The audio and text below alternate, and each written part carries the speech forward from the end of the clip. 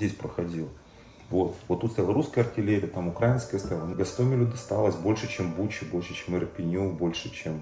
Да, про Бучу там Ирпень рассказывает, это там почти ничего не... Гостомель получил по количеству снарядов, и это на месяц тут продлилось бы все бы, у нас тут одни руины были бы. То есть в день-два обстрела гарантированно было. Животные здесь базируются. Приют продолжал работать на протяжении всего периода. Он ни на минуту не остановился. Поэтому про нас и в том числе фильм сняли. Потому что приют, который находится с двух сторон блокированный двумя армиями, и который продолжает работать, работали каждый день, да. Каждый день убирали, кормили, воду раздавали. Вот. Собак не приходило, но кругом было столько было бездомных, выброшенных собак и котов. Люди побросали и уехали.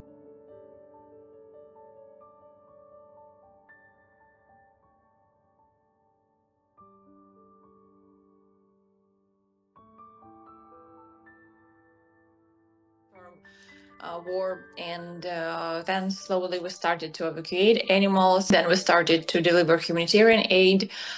Then we started the program of sterilization of animals, because it's almost twice more animals in the streets than it were before. First of all, it is the evacuation team who bring animals from frontline zone to safer places in Ukraine. Our veterinarians, so we have a specialized car which is equipped inside for everything to bring veterinarian help to the frontline areas as well. And for instance, the last trip to Donetsk area, which this team made, was to 3 cities which are super close to the front line, and veterinarians weren't there for like the whole full-scale invasion. So when we evacuated lions, for instance, from Donetsk area, and these were lions kept in captivity, we brought them to Kyiv region for recovery. Recently, some of these lions were brought to South African sanctuaries, and it's very touching to see the animal who suffered first in the cage, then was super frightened because of the sounds of war, and nowadays this animal can live bravely. Нашей организации 15 лет, а на этом месте мы уже 9 лет. Мэр помогает мясо, каждую неделю привозит определенное там 50 килограмм мяса, нет, сейчас 100 килограмм, для людей волонтеры. Так и просто люди приезжают, привозят хоть мешочек корма. Как мы объявили сбор, что нам надо новые вольеры строить, быстро собрали необходимую сумму. Газ мы все время, мы варим кашу на газовых баллонах. 2 плиты стоит, надо все время заправлять. Каждые 2 недели мы заправляем газовые баллоны. Мясом нам помогают, один магазин отдает списание. Кормом нам помогает благотворительный фонд «Счастливая лапа» с Киева, не касайся. Каждый месяц вот определенное количество корма они нам присылают. На улице оставляли. Начали мы помогать... принимать много собак с зоны военных действий. Вывозили оттуда и сами. Наша руководитель ездила на своей машине около 10 раз.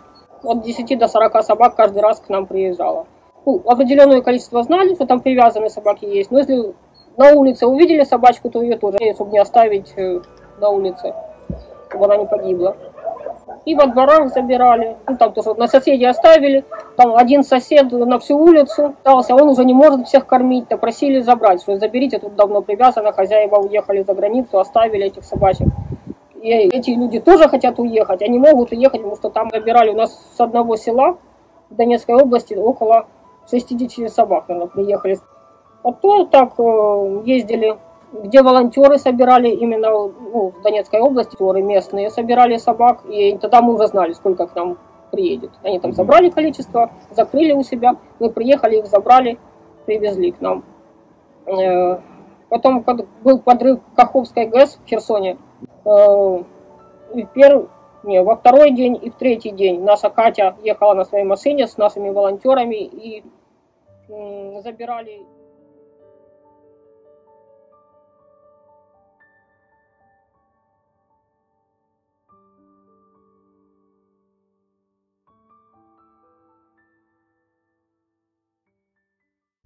финансирано от проекта Протеос на The Transatlantic Foundation и съфинансирано от Европейския съюз. Изразените възгледи и мнения принадлежат изцяло на авторите и не отразяват непременно възгледите и мненията на Европейския съюз или на Европейската изпълнителна агенция за образование и култура. За тях не носят отговорност нито Европейския съюз, нито агенцията.